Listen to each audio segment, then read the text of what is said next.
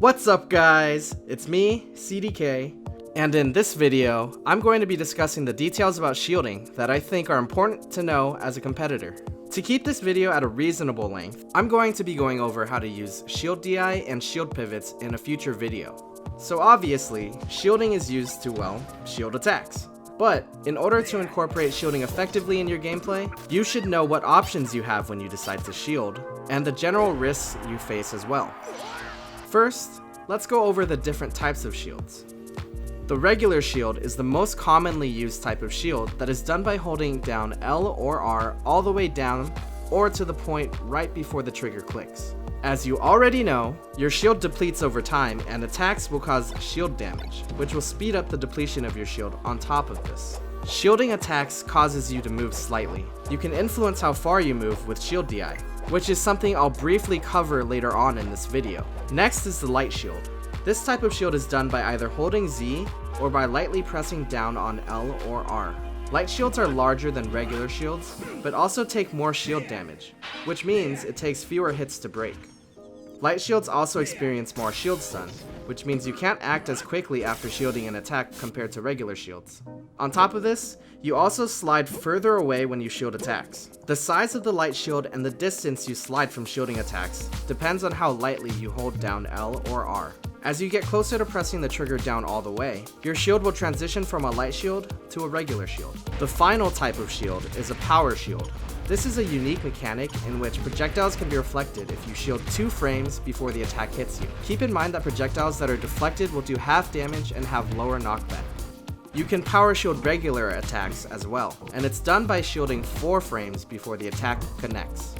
There's a distinct flashing animation that tells you whether or not you've successfully power shielded an attack.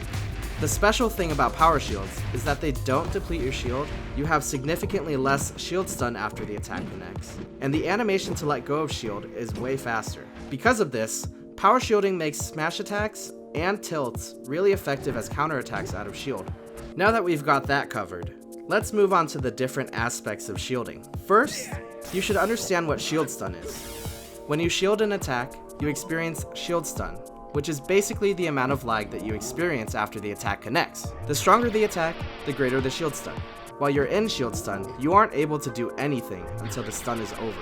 One thing to make note of is that if you're shielding an attack and hold the C stick in a direction, you can buffer spot dodge, buffer roll, or buffer jump depending on the direction you're holding the C stick in. In this case, buffering an action refers to inputting an action during shield stun, which causes the action to be executed as soon as you are out of shield stun. For example, while getting shield pressured, you can hold the C stick to the left or right while holding shield, and you'll still be able to roll away as soon as you're out of shield stun. Buffering actions like this can be really useful for getting out of shield pressure. Speaking of which, when you're shield pressuring somebody, you're essentially using shield stun to your advantage by finding or creating openings in your opponent's defenses. Next is shield breaks.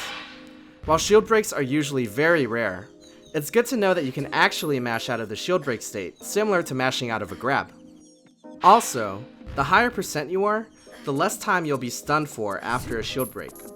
I mentioned this earlier, but light shields are much easier to break compared to regular shields because they take more shield damage. Now let's talk about shield poking. As your shield grows smaller, it's crucial to understand that parts of your character can and will stick out. When this happens, you're vulnerable to getting hit by attacks even though you're shielding. This is what's usually referred to as a shield poke. Tilting your shield in a direction is a common way to avoid getting shield poked. By paying attention to which sides of your character are vulnerable to attacks, you can simply tilt your shield in that direction so that your shield can cover up those spots. If you find yourself stuck shielding and your opponent is about to attack, my advice is to tilt your shield in the direction that your opponent is coming from. For example, if you're standing on a platform and a scary Marth is below you, you should be tilting your shield downwards so that your feet don't get hit. While this does make shielding safer, tilting your shield might not always work because it can leave other parts of your character exposed to attacks, and sometimes your shield might just be too small. Another, more obvious way to avoid shield pokes is to switch from regular shield to light shield. Lastly, there's shield DI, which is essentially influencing the direction you slide and how far you slide after shielding an attack. It's simply done by holding a direction on the analog stick during shield stun. Shield DI is much more noticeable when you're shielding multi-hit moves, and can be extremely useful for getting out of shield pressure or for punishing bad shield pressure. I'll be going over shield DI more in depth and include shield pivots in a future video, so stay tuned for that. Before I start talking about options out of shield, it's important to note that when you're close to the ledge or the edge of a platform, shielding attacks might force you to slide off. If your back is to the edge, you'll slide off and won't be able to move until you either land on the main stage or grab the ledge. If you're facing towards the edge, you'll be able to act as soon as you begin to slide off, which is something we've covered in a previous video, so check that out if you're interested. Now we're on to the last part of the video. Aside from tilting your shield, there are several other options that you have when you decide to stop shielding and start moving again. The most basic actions out of shield are roll, spot dodge, shield grab, and simply letting go of shield. The problem with these options are that they are either slow or exploitable movement options that can leave you really vulnerable if your opponent knows what you're going to do. Although these options can be punished hard, there's still options that can be good in certain situations. Just as a disclaimer, I'm not telling you shouldn't ever use them. Just be careful if you do. So what can you do to act safely out of shield? The most important and arguably useful out of shield option is jumping. Jumping out of shield is much quicker and less exploitable compared to the previously mentioned options. Jumping also opens the door to a ton of other useful shield options. When jumping, you have the freedom to choose between the following options: aerial attacks, wave dash, jump cancelled up smash, B moves out of shield, and for space animals, you can shine out of shield or wave shine out of shield. Either way, it's a really broken option. Shield dropping and sliding off platforms are two great options as well, but those obviously only work when you're on platforms. Alright, I think that's pretty much all there is to know about shields.